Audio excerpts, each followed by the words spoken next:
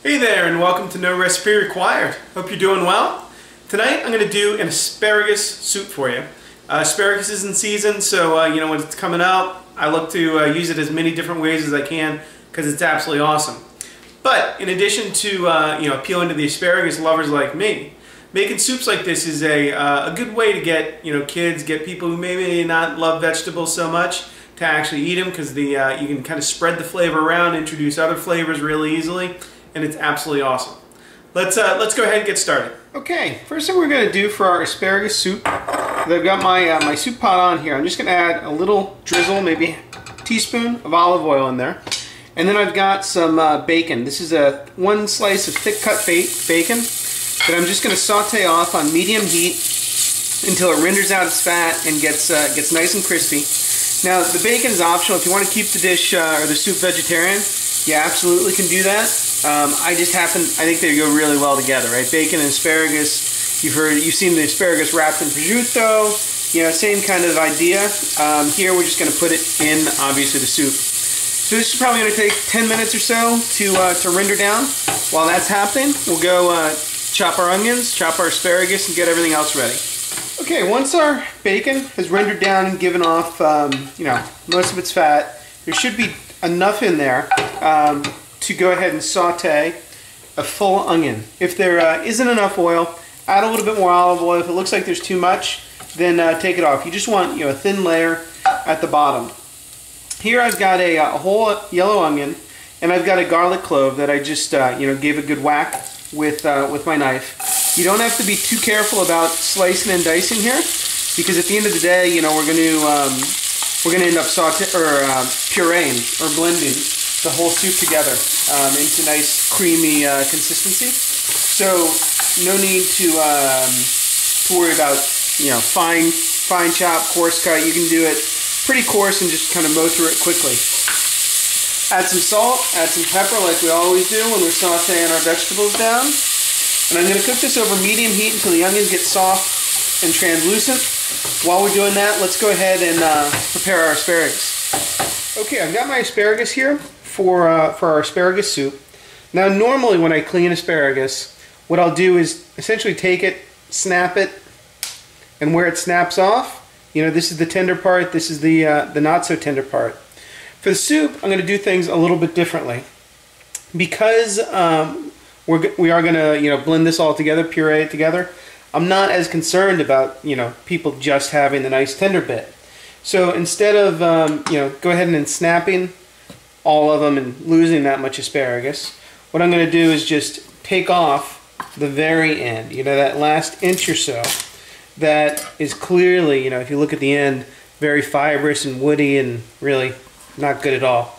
You want to make sure you go up to the point, at least where as you look at the stems, you clearly see some nice moisture there and good nice green and white color of asparagus the way it should be.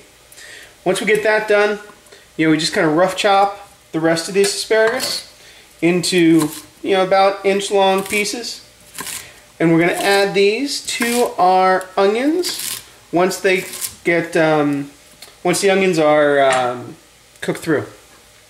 Okay, once our onions have become translucent, I'm just going to add in a little bit of thyme, maybe half a teaspoon, and get that in there along with, say, 2 cups or cup and a half of our asparagus that I chopped up.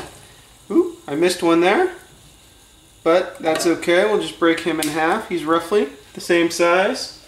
And then I'm also going to add enough chicken stock to cover everything by about 2 inches or so, because we are going to reduce down the soup, obviously.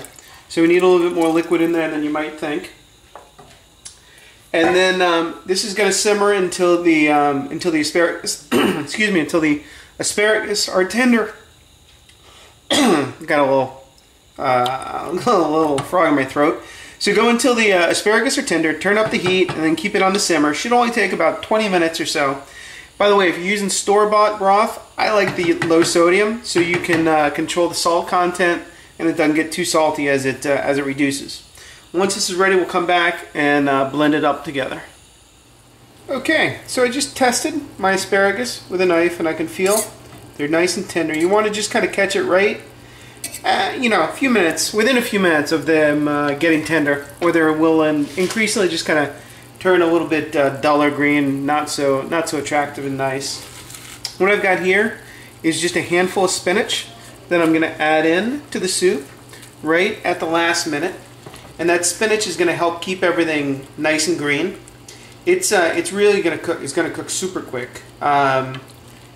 Really, you know, 20 seconds, 15 seconds, and it'll be cooked through as long as the soup is on the boil.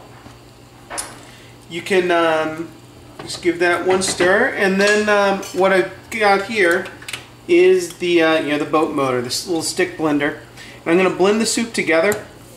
Now, if you wanted to, you could you know, take it off the heat, use a blender to do this. You want to get it nice and smooth and consistent.